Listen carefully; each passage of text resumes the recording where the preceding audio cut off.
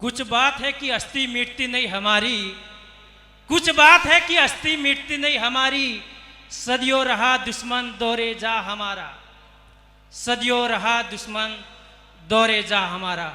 मंच पर विराजमान हमारे मार्गदर्शन महंत जी और गुजराती नहीं, राजस्थानी नहीं, संपूर्ण भारत में नाम जिक्र करना चाहूँगा, दलितों का नेता नहीं, नेतृत्व भाई जिग्नेश मेवाणी और तमाम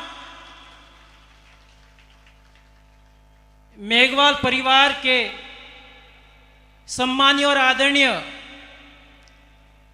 माताएं, बहनें, युवा साथी और बुजुर्ग, आप सभी का इस प्रोग्राम में इतना खूबसूरत तरीके से अहम योगदान, ये वाकई में एक बहुत बड़ा मैसेज ऊपर तक जाएगा। बातें तो बहुत सारी वक्ताओं ने कह दी, मैं तो इतना ही कहना चाहूँगा युवाओं को कि अगर जवानी में चमचागिरी की लत पड़ गई ना, अगर जवानी में चमचागिरी की लत पड़ गई ना, तो बूढ़ापा बड़ी मुश्किल से निकलता है। इस बात को ध्यान रखिएगा, इस बात को ध्यान रखिएगा। और बात बहुत सारी हुई और जिक्र हुआ कि राजनीति का, तो मैं थोड़ा सा कहना चाहूँगा कि ऐसा कोई मंच नहीं होता है जहां राजनीति नहीं होती और बिना राजनीति के कोई बात नहीं होती। इस बात को भी ध्यान रखना चाहिए हम लोगों को। और बहुत सारे लोग ये भी कहते हैं कि वहां महाकुंभ है, तो मैं बताना चाहूंगा कि समाज तो हमारा बहुत बड़ा है, ये तो सिर्फ परिवार है और वो भी सिरोही का, क्योंकि हमारा समाज तो SC ST OBC माइनॉरिटी बहुत बड़ा है। और अगर वो जिस दिन एक हो गया तो शायद सबके कान नाक सब चीज खुल जाएगी। ये तो सिर्फ परिवार की झलक है। मैं बताना चाहूंगा तमाम उन लोगों को जो कभी इस जेब में बताते कि ये जाति के लोग हमारे इस जेब में, कोई कहता है इस जेब में। ठेका भाई आप लोगों ने ले रखा है, सबने ठेका ले रखा है। और ये कमियां कहां आती है इसको भी समझने की जरूरत है हम लोगों को।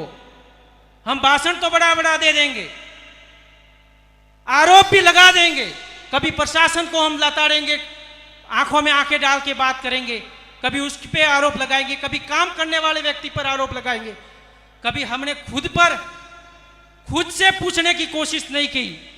आज नौबत इसलिए आ रही है, आजादी के बाद आज भी हम उसी लकीर पर लाठी पीट रहे हैं कि अत्याचार क्यों हो रहा है भाई।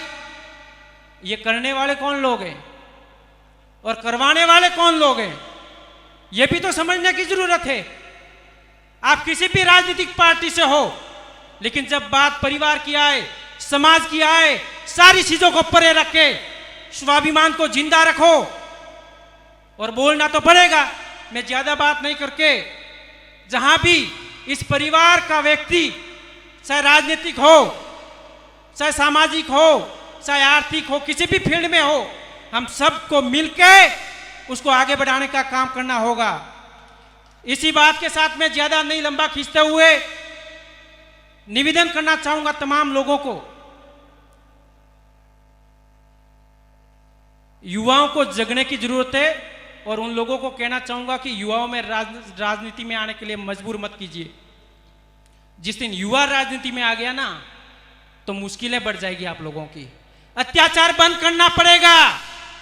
इस सिरोही की धरा पे, इस बुलंद आवाज में मैं सरकार से भी निवेदन करना चाहूंगा कि इस जाति पे अत्याचार बंद करना पड़ेगा। इन माता और बहनों पे अत्याचार करना बंद करना पड़ेगा।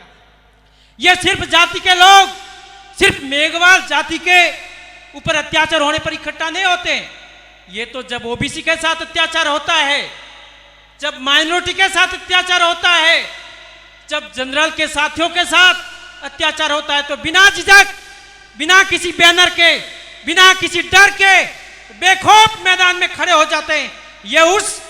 मैं उस कौम का, उस परिवार का व्यक्ति हूं। मुझे तो गर्व है कि मैं जिस समाज में पैदा हुआ हूं, वो युवा, वो बुजुर्ग, वो माताएं बहनें बेखौफ होकर लड़ने का काम करती है। मैं जिक्र करना चाहूंगा उस व्यक्ति का भी, हमारे बीच में मान्यवर ओटाराम जी रोहिणी साहब, जिन्होंने 2 अप्रैल में हम जब जेल में थे तो सबसे बढ़िया हमारी देख रेख की। और एक और बात निवेदन करना चाहूंगा, न जेल जाने से डरो, किसी भी बात से डरने की जरूरत नहीं है। इसी बात के साथ आवाज दो, दोनों हाथ खड़े करके आवाज दो।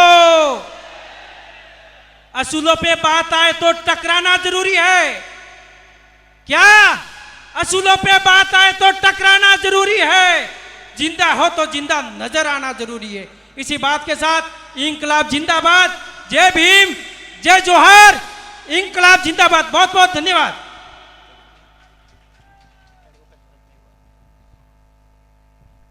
ये वही युवा एडवोकेट भारत में इकबाल थे। और आप देखते हैं सर, ऐसा लगता है मैं कोई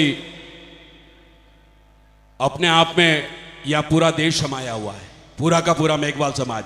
कपस से परिंदे के उड़ाने की तू सोच।